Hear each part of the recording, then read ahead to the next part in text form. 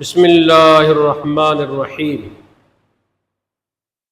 بسم اللہ الرحمن الرحیم الحمد للہ رب العالمین والعاقبۃ للمتقین والصلاة والسلام علی سید الانبیاء والمرسلین وعلی آلہ وصحبہ اجمعین الصلاة والسلام علیک یا سیدی یا رسول اللہ وعلی آلک واصحابک یا سیدی یا حبیب اللہ اما بعد۔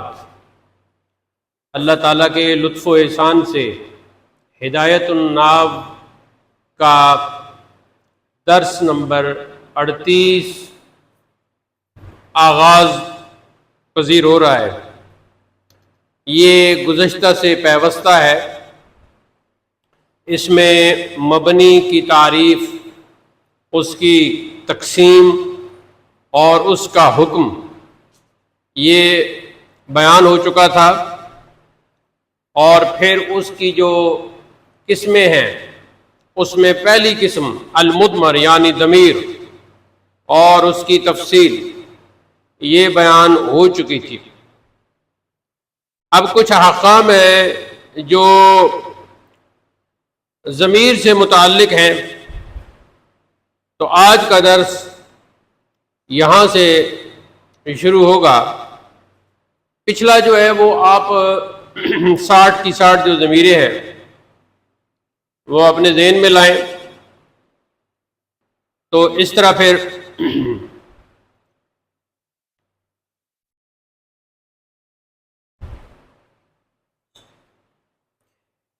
یہ جو عبارت ہے وَاعْلَمْ أَنَّ الْمَرْفُوعَ الْمُتَّصِلَ خاصةً يكون مستترا، یہ تو ہم نے پڑھ لی تھی۔ اچھا، یہ نہیں پڑھی۔ فَذَلِكَ 60 ضَمِيرًا، اور اس کی میرے خیال میں یہاں تک عبارت پڑھ کے ہم نے تشریح وغیرہ کی تھی۔ تو آگے پہلے ہم حسب دستور عبارت پڑھیں گے اور اس کو سمجھیں گے، اور پورا سارے پوائنٹس لکھنے کے بجائے جو کوئی ضروری ہوا وہ ہم لکھیں گے، تاکہ ہمارا وقت جو ہے وہ بچ جائے اور پھر ہم دوسرے اور تیسرے سبق کی طرف منتقل ہوں۔ فرماتے ہیں وَاعْلَمْ أَنَّ الْمَرْفُوعَ الْمُتَّصِلَ، جان لو کہ ضمیر مرفوع متصل خاصةً يكون مستتراً، خاص کر کے یہ ضمیر جو ہے یہ مستتر ہوتی ہے، چھپی ہوتی ہے، پوشیدہ ہوتی ہے۔ مستتر آپ نے پڑھنا ہے بصیغہ اسم مفعول فی الماضی، ماضی میں، للغائب مذکر غائب، وللغائبۃ مؤنث غائب، تو یہ جو دو صیغے ہیں خصوصی طور پر فضرب ای ہوا وضربت ای ہی، تو ضربہ کا مطلب یہ ہے کہ ضربہ ہوا، اور ضربت کا مطلب ہے ضربت ہی۔ ضربہ کے اندر مستتر ہے ضمیر ہوا، اور ضربت کے اندر مستتر ہے ضمیر ہی۔ وفی المضارع المتکلم مطلقا، اور جو فعل مضارع متکلم ہے اس میں مطلق طور پر، جیسے اضرب ای انا، یعنی اضرب انا، ونضرب ای نحن، یعنی نضرب نحن۔ آگے فرماتے ہیں وَلِلْمُخَاطَبِ كَتَضْرِبُ أَيْ أَنْتَ، وَلِلْغَائِبِ وَالْغَائِبَةِ كَيَضْرِبُ أَيْ هُوَ وَتَضْرِبُ أَيْ هِيَ۔ وَفِي الصِّفَةِ، جب صفت کا لفظ استعمال ہوگا تو سیدھی سی بات ہے، اسم فاعل اسم مفعول کی بات ہو رہی ہے، مشتقات کی بات ہو رہی ہے۔ آنی اسم الفاعل، یعنی اسم الفاعل، والمفعول، اور مفعول یعنی اسم المفعول، وغیرہما مطلقا، اور اس سے ہٹ کر باقی جو صفت کے صیغے ہیں ان میں بھی مطلقا۔ آگے فرماتے ہیں وَلَا يَجُوزُ اسْتِعْمَالُ الْمُنْفَصِلِ إِلَّا عِنْدَ تَعَذُّرِ الْمُتَّصِلِ۔ پہلا نقطہ کہ ضمیر منفصل کا استعمال جائز نہیں مگر کہاں؟ متصل کے متعذر ہوتے وقت. تعذر، تعذرا یتعذر تعذرا باب تفاعل، فهو متعذر فذاک متعذر. مشکل ہونا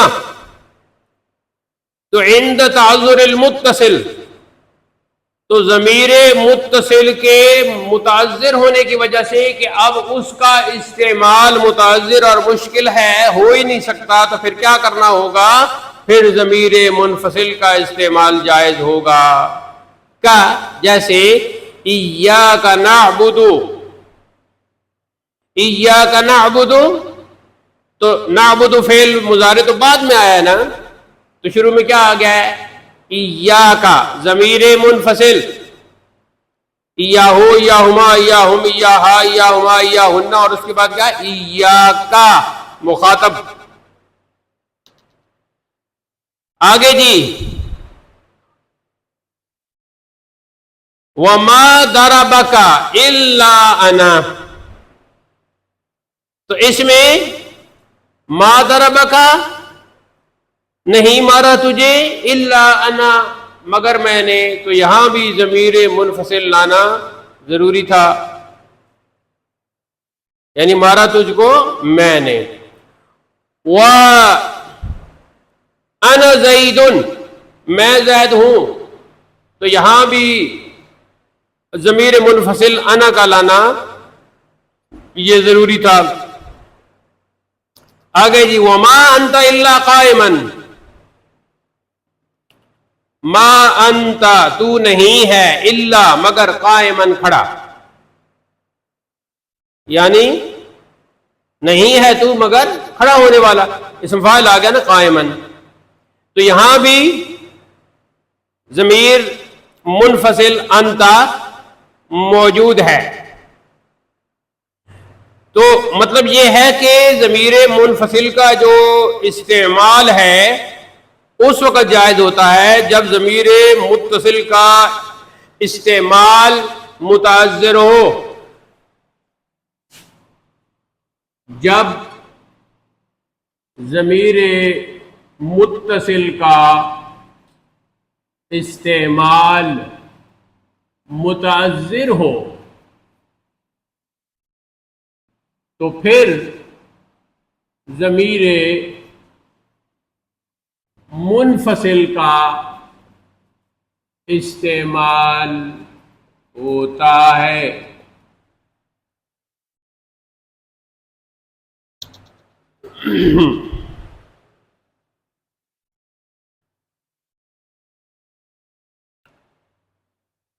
مثالیں جو ہیں وہ آپ آگے لکھ کے مثالیں، اور جتنی بھی ہم نے ابھی مثالیں پڑھی ہیں کتاب سے وہ ساری آپ نے لکھ لینی ہیں. ایاک نعبد ایک، ما ضربک الا انا دو، انا زید تین، ما انت الا قائما چار. یہ بعد میں آپ نے لکھ لینا.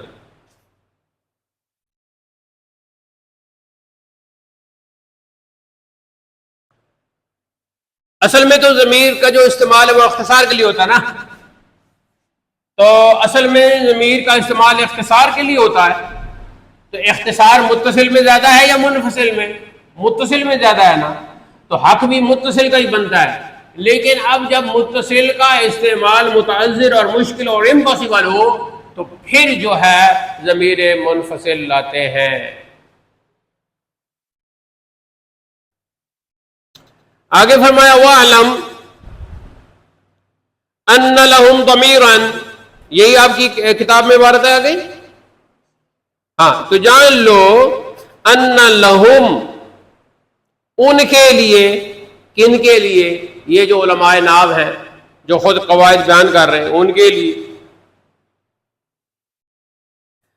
ضَمِيرًا ایسی ضمیر ہے يَقَعُ قَبْلَ جملتن ہونا چاہیے. کیا کیا لفظ ہے کتاب؟ جملتن. یہاں تھوڑا سا مٹا ہوا ہے ان لهم ضمیرا یقع قبل جملۃ، جان لو کہ ان اہل قواعد کے لیے یعنی علماء نحو کے لیے ایک ایسی ضمیر ہے جو واقع ہوتی ہے جملہ سے پہلے. کون سے جملہ سے پہلے؟ تفسرہ، جو جملہ تفسیر یعنی وضاحت کرتا ہے اس کی، تفسرہ اس ضمیر کی، جو جملہ اس ضمیر کی تفسیر یعنی وضاحت کرتا ہے. پھر اس کو میں دہراتا ہوں، ان لہم ضمیرا، ان کے لیے ہے ایک ضمیر. کیا مطلب؟ یعنی علماء نحو نے ایک ضمیر مقرر کی ہے، یوں کر لیں بس اور آسان ہو جائے گا. مقرر کی ہے، وہ کون سی ہے؟ اب بتاتے ہیں، یقع قبل جملتن، جو جملہ سے پہلے واقع، جو جملہ سے پہلے واقع ہوتی ہے. ہاں، تفسرہ، جو جملہ سے پہلے واقع ہوتی ہے یہ جملہ اس کی وضاحت کرتا ہے.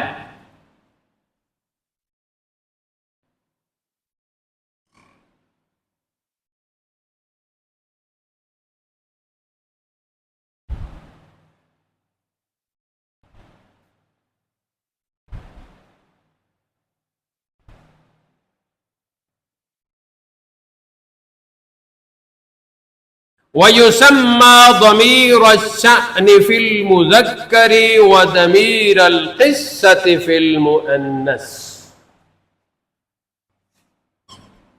اس ضمیر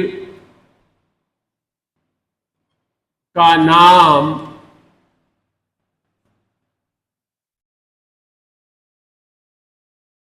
مذکر میں ضمیر شان، بے شک اس کو آپ بڑی بریکٹ میں ڈال لیں، اور مؤنث میں ضمیر قصہ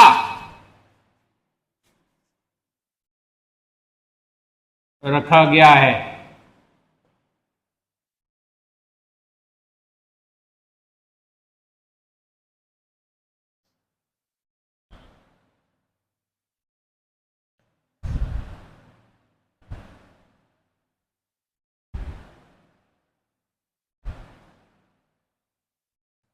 اب پہلے کی مثال تو یہاں لکھیں جی مثالیں. اب جب مثالیں آپ لکھیں گی نا تو یہاں آپ لکھیں گی نمبر 1 ضمیر شان کی مثال.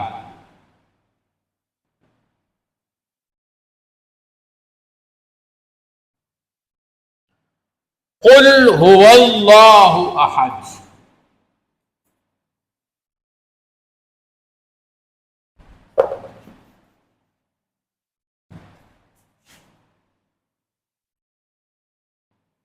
قل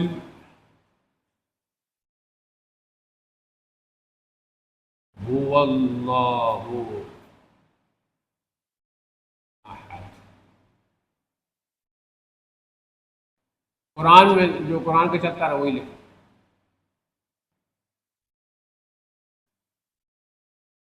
قرآن پاک عموماً جو اہل عرب ہے نا وہ کہتے ہیں کہ قرآن پاک کو آپ ڈبل بریکٹ میں لکھیں، باقیوں کے لیے سنگل بریکٹ اور قرآن پاک کے لیے ڈبل.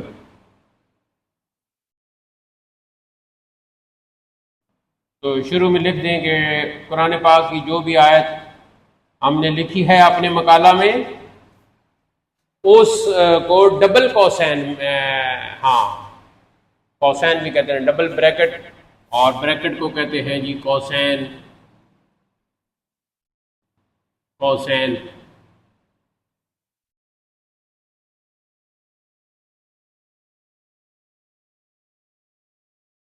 تو کیسے لکھیں گے؟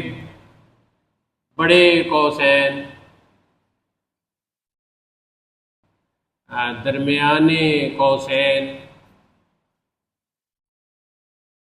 چھوٹے قوسین. ٹھیک ہے.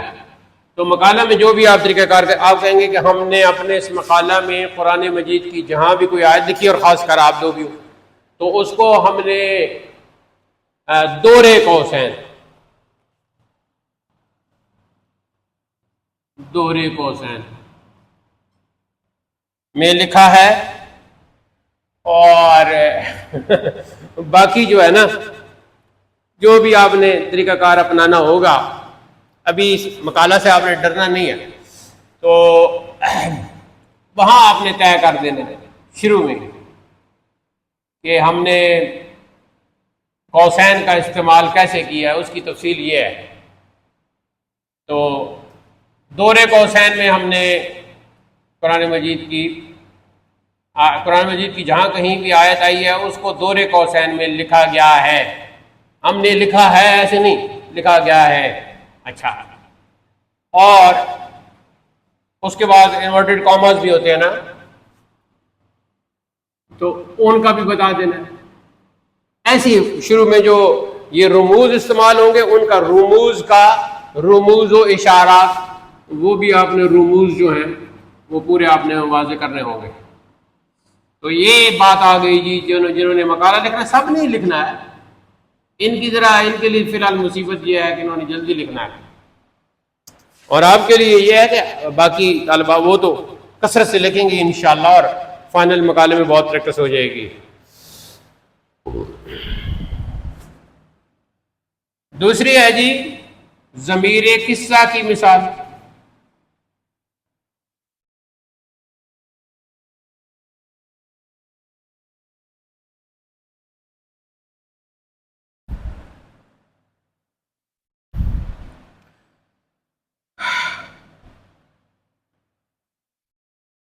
فرماتے ہیں وَيُسَمَّى ضمیر الشان فی المذکر وضمیر الخصۃ فی المؤنث نحو قل هو اللہ احد وَإِنَّهَا زَيْنَبُ قَائِمَةٌ.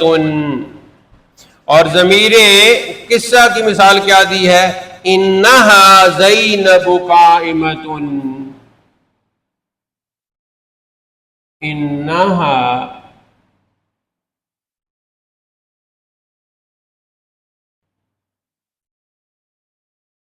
زینب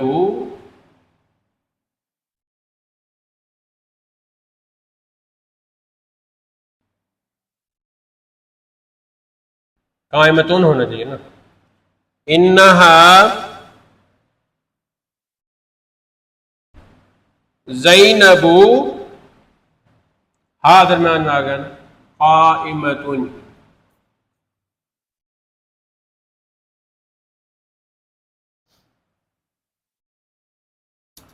اب جب ہم ترجمہ کریں گے تو کیا ترجمہ کریں گے؟ قل تو ٹھیک ہے وہ تو ہو گیا. اب دیکھیں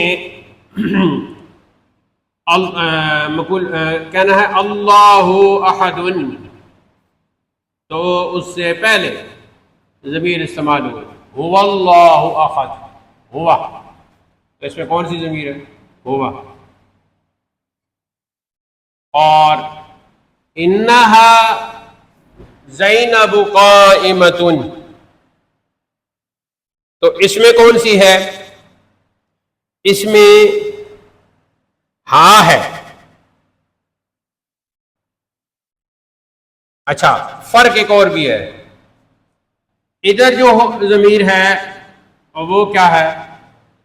منفصل. اور انہا میں جو ضمیر ہے وہ کیا ہے؟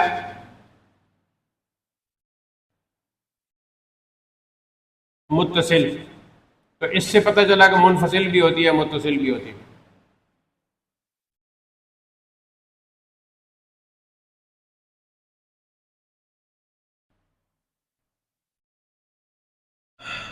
اور مثالیں ہم دیکھ لیتے ہیں. پہلے آگے فرماتے ہیں وَيَدْخُلُ بَيْنَ الْمُبْتَدَإِ وَالْخَبَرِ صِيغَةُ مَرْفُوعٍ مُنْفَصِلٍ مُطَابِقٍ لِلْمُبْتَدَإِ إِذَا كَانَ الْخَبَرُ مَعْرِفَةً.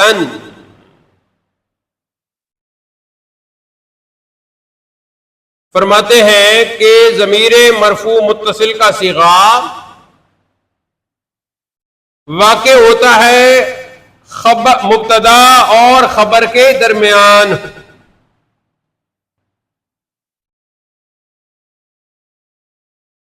یا داخل کیا جاتا ہے، کیونکہ وَيَدْخُلُ کا لفظ ہے نا، تو ایسے کر لیں. یعنی ضمیر مرفوع متصل کا صیغہ مبتدا اور خبر کے درمیان میں داخل کیا جاتا ہے. وہ ہوتا کیسا ہے؟ مطابق للمبتدا، وہ مبتدا کے مطابق ہوتا ہے. اور خبر کے بارے میں کیا ہے؟ اذا کان الخبر معرفۃ، کب؟ جب خبر معرفہ ہو. دوسرا کیا ہے؟ او یا افعال من کذا،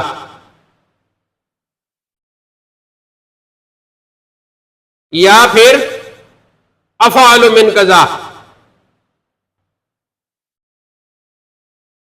اس کا کیا نام رکھا جاتا ہے؟ آگے فرماتے ہیں وَيُسَمَّى فَصْلًا، تو اس ضمیر کا نام ضمیر فصل رکھا جاتا ہے.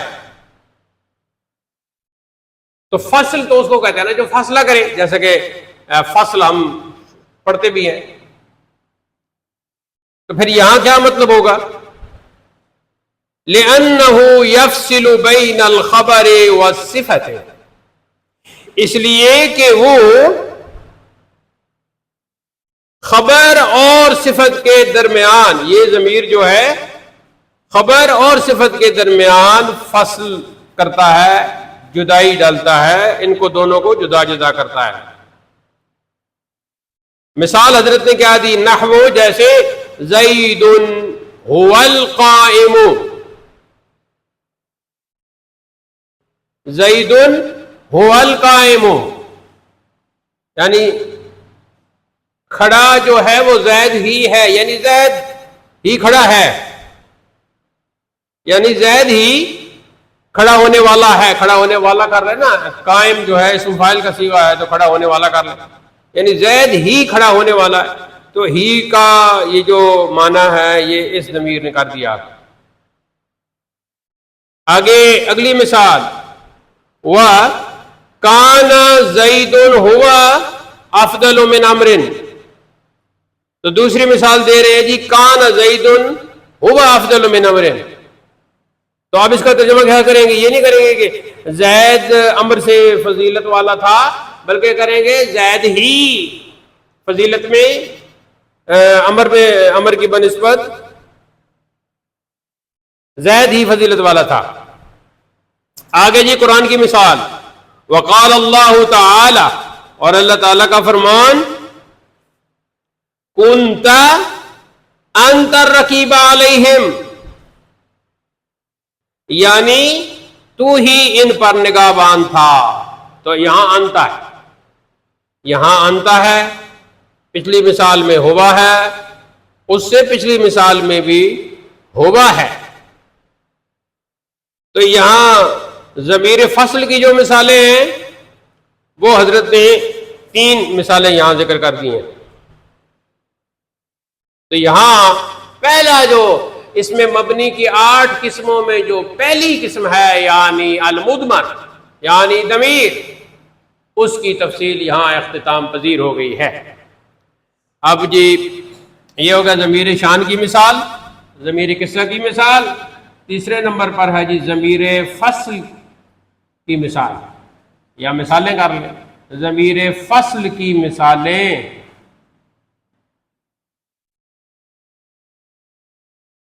تو میں پہلی لکھ دیتا ہوں، باقی آپ 2 ادھر سے دیکھ کے لکھ لیں. پہلی کون سی مثال ہے؟ زید هو القائم،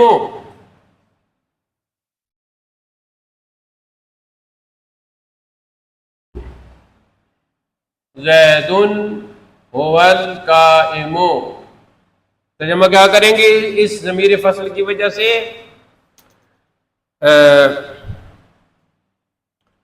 ترجمہ کریں گے ہی کے ساتھ ہی کر دیں. زید ہی کھڑا ہونے والا ہے، زید ہی کھڑا ہونے والا ہے.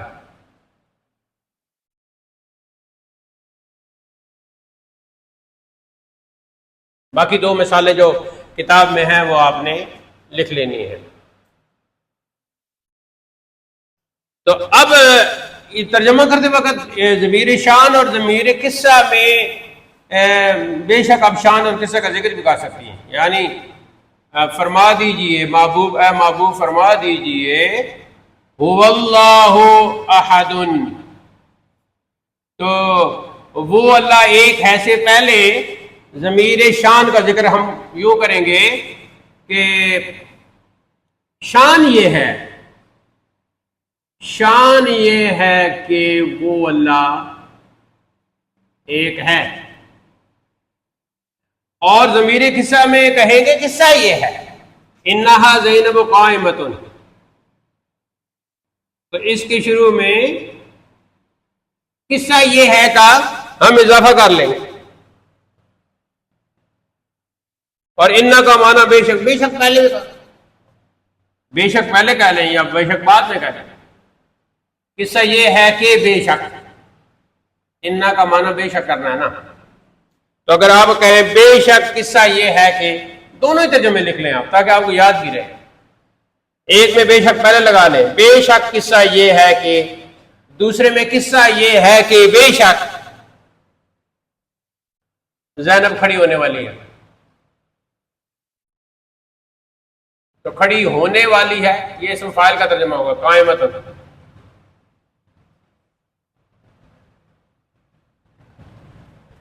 اور یہاں ہی تو اب تینوں میں کیا کرنا ہے آپ نے؟ تینوں میں جہاں ضمیر شان ہوگی تو ترجمہ کرتے وقت آپ کہیں گے شان یہ ہے کہ، اور جہاں ضمیر قصہ ہوگی تو آپ کہیں گے قصہ یہ ہے کہ، اور جہاں ضمیر فصل ہوگی تو وہاں ہی سے ترجمہ کر دیں، وہی سے ترجمہ کر دیں، یہی سے ترجمہ کر دیں.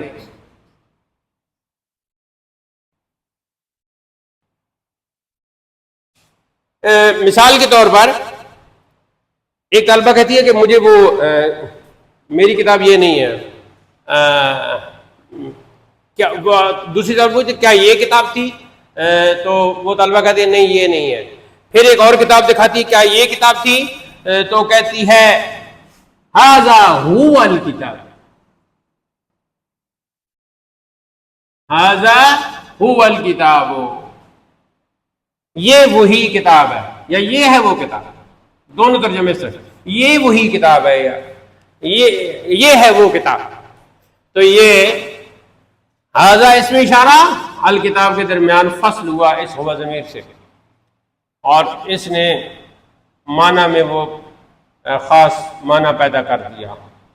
ادھر شان یہ ہے کہ، اور ادھر شان یہ ہے کہ مطلب یہی ہے کہ آپ یوں سمجھ لو کہ یعنی کہ تفصیل، وجہ، سبب، تشریح، توضیح، یہ ساری جو باتیں ہیں نا وہ اس شان کے معنی میں آ جائیں گے. مطلب آپ یوں اگر آپ کہنا چاہتی ہو کہ بات یہ ہے کہ مختصر یہ ہے، خلاصہ یہ ہے کہ اس قسم کی کوئی آپ بات کر رہے ہیں تو وہاں اس قسم کی ضمیر کا استعمال ہوگا. تو اب مذکر میں جہاں کہیں کوئی اس طرح کی ضمیر آئے گی تو اسے ضمیر شان کہا جائے گا. اور یہ کیا ہے، یہ ضمیر ہے کیا؟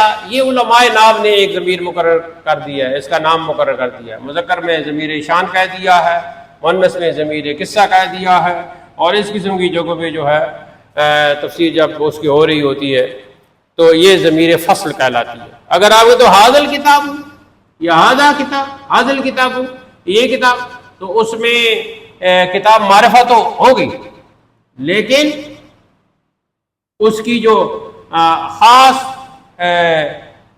خاصیت ہے وہ ہوا آنے سے پتہ چلے گی.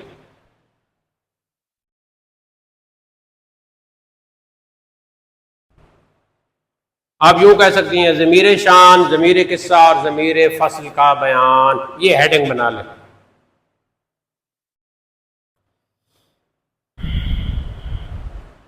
چلیں جی، اب اگلی فصل کی طرف منتقل ہوتے ہیں۔ ننتقل الی الفصل الاخر، ایک اور فصل کی طرف آپ منتقل ہوتے ہیں، اور وہ ہے جی فصل اسماء الاشارت۔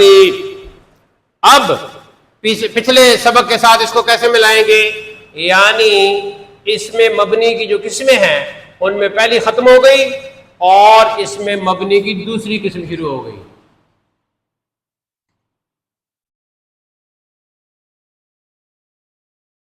اور وہ کیا ہے؟ اسماء الاشارہ۔ تو یہ جو اشارہ کے لیے کلمات استعمال ہوتے ہیں ان کو کیا کہا؟ اسماء کہا۔ تو وہ اسماء کی کیٹیگری میں آ رہے ہیں۔ ہاں، اسماء الاشارہ۔ اشارہ دو ہی قسم کا ہوتا ہے، تو اشارہ قریب اور اشارہ بعید۔ فرماتے ہیں اسماء الاشارۃ ما وضع لیدل علی مشار الیہ۔ اب یہاں دو اصطلاحات اور آ گئی۔ اشارۃ، یہ پہلی اصطلاح ہو گئی، دوسری کیا ہے؟ مشار الیہ، مشار الیہ۔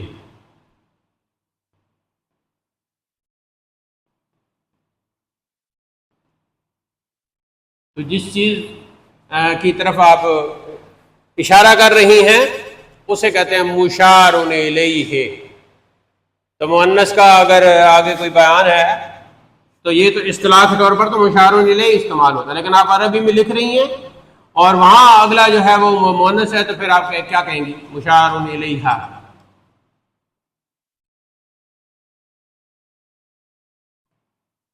اور کہیں اگر آپ کو کہیں مثنیٰ جمع کی ضرورت پڑتی ہے تو وہاں آپ بے شک وہاں وہ لکھیں گے، وہ آپ اس طور پر عربی عبارت میں تو ایسے کرتی رہیں گی، لیکن صرف اکیلی اصطلاح کے طور پر آپ نے کیسے بولنا ہے؟ مشار الیہ۔ عبارت کے اندر آپ بے شک تین کی طرف آپ نے اشارہ کیا تو آپ کہیں گے مشار الیہم۔ وہ آپ کی اپنی جو عبارت ہوگی اس میں جو مرضی کرے، اصطلاح کے طور پر دو چلیں گی، اشارہ اور مشار الیہ۔ اب ہم کہتے ہیں ھذا کتاب، تو یہ ہوگا جی اس میں اشارہ، اور یہ کیا ہے؟ مشار الیہ۔ بس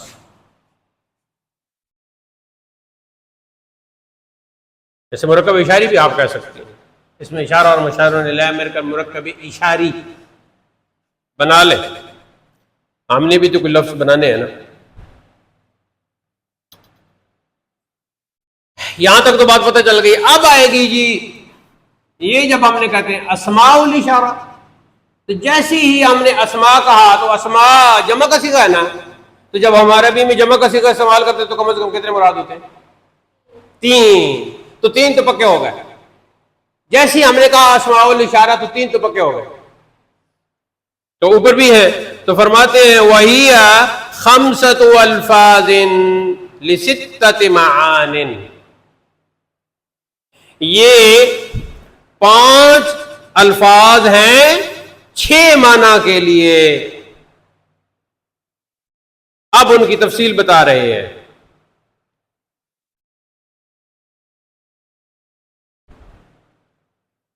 آپ کی کتاب میں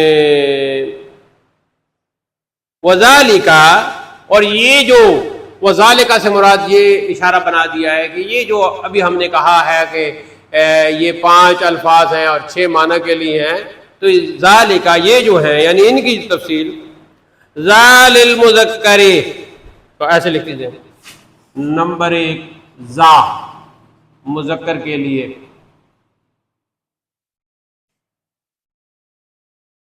وَذَانِ وَذَيْنِ لِلْمُثَنَّى،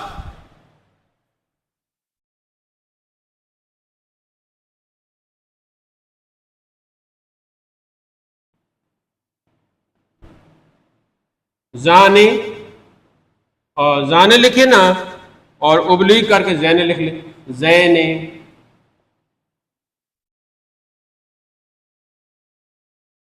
آگے کولن ڈالے مثنیٰ کے لیے.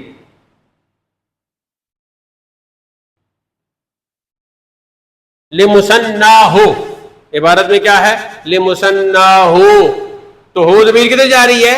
اس زا کی طرف جا رہی ہے، اس زا کی طرف. پہلے کہا زا، اور پھر آگے کیا کہا؟ وزانے وزینے لمثنیٰ ہو، اس کے مثنیٰ کے لیے زانے اور زینے. یہ تو مفرد ہے نا، تو یہ مثنیٰ ہو گیا. وتا وتی وزی وتے وزہی وتہی وزہی للمؤنث. تو یہ سارے مؤنث کے لیے ہو گئے.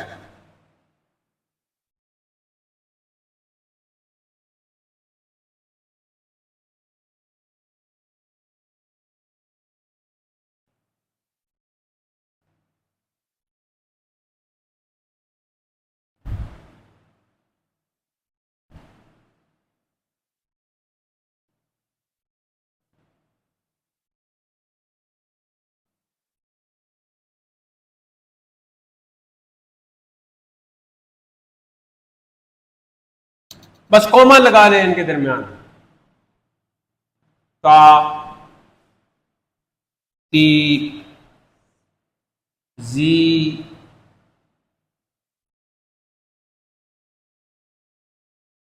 تے،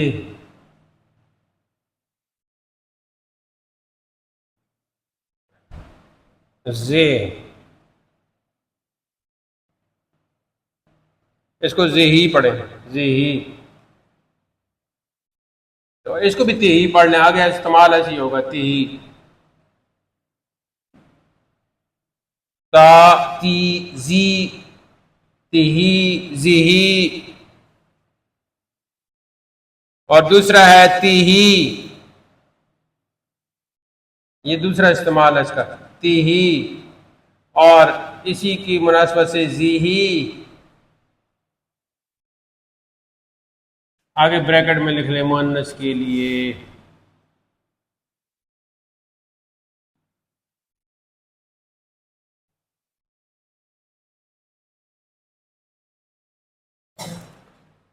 اب اس کا مثنیٰ بنانا ہے تو کیسے ہوگا؟ یعنی یہ تو سارے مفرد ہیں نا، تا، تی، زی، تہی، زہی، تہی، زی. یہ تو سارے وہ ہو گئے نا. تانے و تینے لمثنیٰ ہو، تانے اور ابلیغ تینے.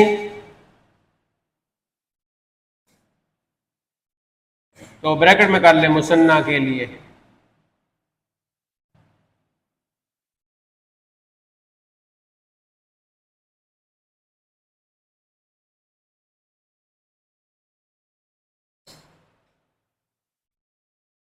جمع کے لیے کیا ہوگا؟ جمع مذکر کے لیے اولائے مد کے ساتھ، اولائے. تو یہاں مد یہ ہو گیا، اولائے واؤ کے ساتھ، اولائے جمع کے لیے. اور مذکر مؤنث دونوں کے لیے.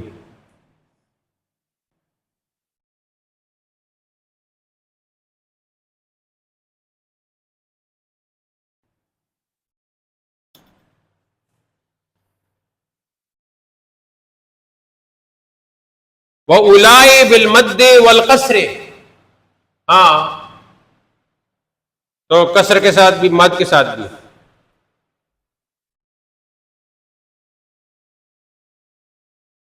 لِجَمْعِهِمَا، دونوں کی جمع کے لیے. دونوں سے مراد کیا ہے؟ مذکر کے لیے بھی اور مؤنث کے لیے بھی.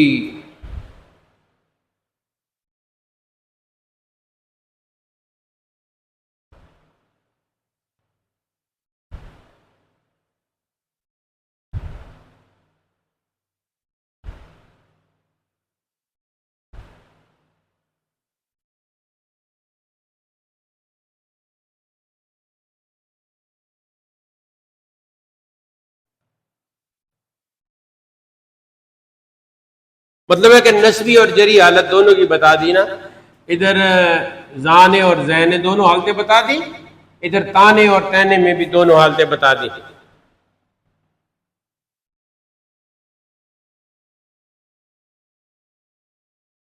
اور اولائے کو دو دفعہ لکھ لیں, ایک دفعہ مد کے بغیر لکھ لیں اور ایک دفعہ مد کے ساتھ لکھ لیں.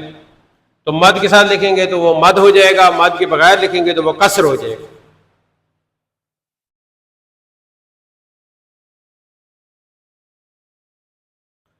یہ تو ہے جی اصل اسماء الاشارہ. آپ ذرا ان کو جو پالش کرتے ہیں تو فرماتے ہیں وَقَدْ يَلْحَقُ بِأَوَائِلِهَا, کون سی ہا؟ ہاء التنبیہ. تو اب لکھیں اگلا پوائنٹ کیا ہے,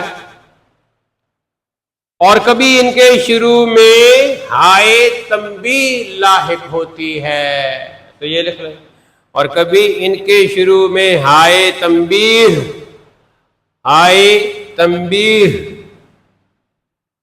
لاحق ہوتی ہے, ملی ہوتی ہے. نحو اب زا کے اوپر ہائے تنبیہ لگائیں گے نا تو وہ کھڑی زبر کے ساتھ تو کیا ہو جائے گا؟ ہاذا. زا کے اوپر ہائے تنبیہ لگی تو بن گیا ہاذا. زانے کے اوپر ہائے تنبیہ لگی تو بن گیا ہاذانے. اور زینے کے اوپر ہائے تنبیہ لگی تو بن گیا ہاذینے. اولائے کے اوپر ہا تنبیہ لگی تو بن گیا ہاؤلائے.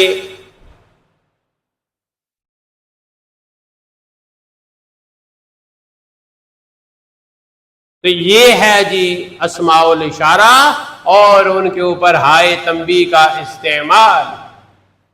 ظاہر ہے جب اشارہ کیا جاتا ہے تو تین حال سے خالی نہیں ہوگا. مشارون الیہ تین حال سے خالی نہیں ہوگا, یا مفرد ہوگا, یا مثنی ہوگا, یا جمع ہوگا. 6 معنی بن جائیں گے نا. مذکر ہوئی تو یہ 3 اور مؤنث ہوئی تو یہ 3, تو 6 معنی بن گئے. فرماتے ہیں وَيَتَّصِلُ بِأَوَاخِرِهَا حَرْفُ الْخِطَابِ وَهُوَ أَيْضًا 5 أَلْفَاظٍ ل6 مَعَانٍ.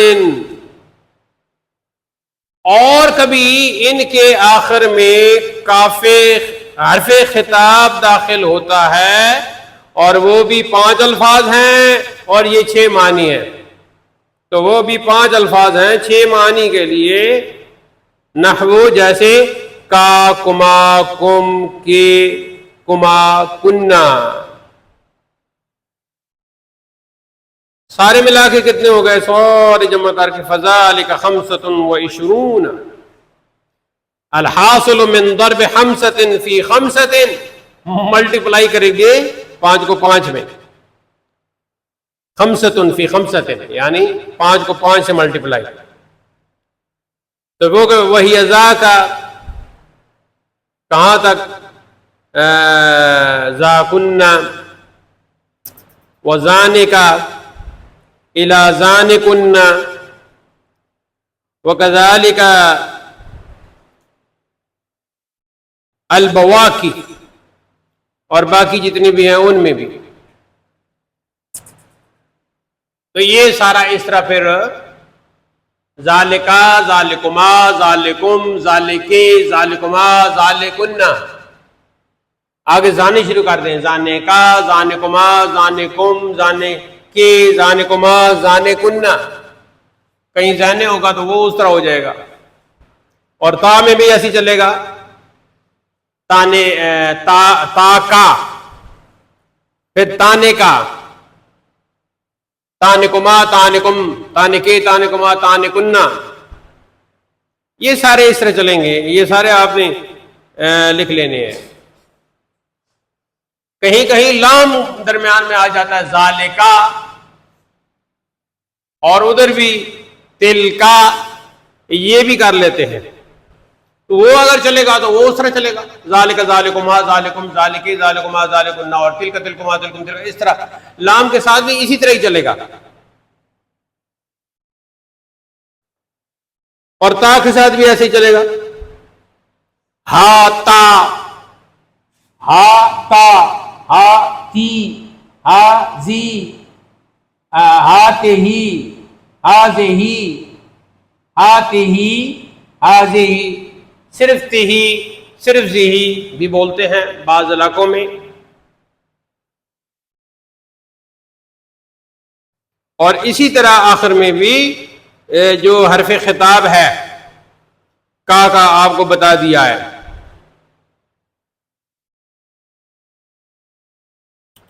کہیں کہیں ایسے ہوتا ہے کہ مفرد کے لیے جمع کا اشارہ استعمال ہو رہا ہے، وہ پھر بلاغت کی باتیں ہیں. کہیں کہیں قرآن میں بھی ایسے ہوا ہے، وہ بلاغت کی باتیں وہ آگے جا کریں گے کبھی.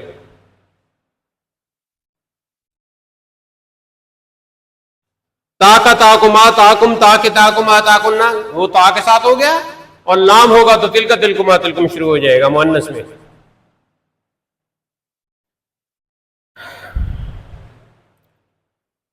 اگلی بات جی، اگلا پوائنٹ فرماتے ہیں وَعْلَمْ أَنَّ ذَا لِلْقَرِيبِ وَذَلِكَ لِلْبَعِيدِ وَذَاكَ لِلْمُتَوَسِّطِ. اب میں یہاں بناتا ہوں جی نقشہ پاکستان، ٹھیک ہے، سارا پنجاب اور سارے صوبے اس میں آ گئے. تو یہاں لکھتے ہیں جی زا، اور یہاں لکھتے ہیں جی ذالکا. تو فرمایا ان ذا للقریب، تو یہاں لکھیں جی ذا قریب کے لیے. ہاں تو اس کے اوپر آپ لگا لیں گے نہیں تنبیہ کا، ہا ذا اصل ذا ہے، قریب کے لیے استعمال ہوتا ہے.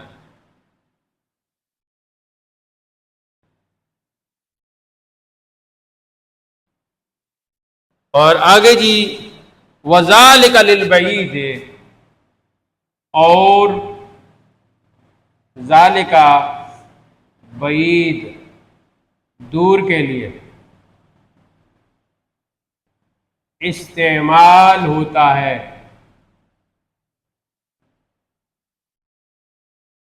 ٹھیک ہو گیا. آگے فرماتے ہیں وَذَاكَ لِلْمُتَوَسِّطِ، تو اس کو ہم لکھتے ہیں درمیان میں، اور ذاکا متوسط کے لیے استعمال ہوتا ہے. دیکھو ہمارا نقشہ تقریباً مان ہی گیا ہے، ٹھیک ہے. ذا قریب کے لیے استعمال ہوتا ہے اور ذالکہ بعید کے لیے استعمال ہوتا ہے، ٹھیک ہو گیا. اور ذا کا متوسط کے لیے استعمال ہوتا ہے. تو الحمدللہ اس میں مبنی کی دوسری قسم اسماء والاشارہ، وہ اسماء والاشارہ کے الفاظ، کلمات، اسماء اور ان سے متعلق کچھ قواعد یہ ہم نے پڑھ لیے ہیں. اور اگر کوئی آپ کا سوال ہوا تو آپ سے ریکارڈ ہو جائے گا. اسی پر درس اختتام پذیر ہوتا ہے. وآخر دعوانا الحمد للہ رب العالمین.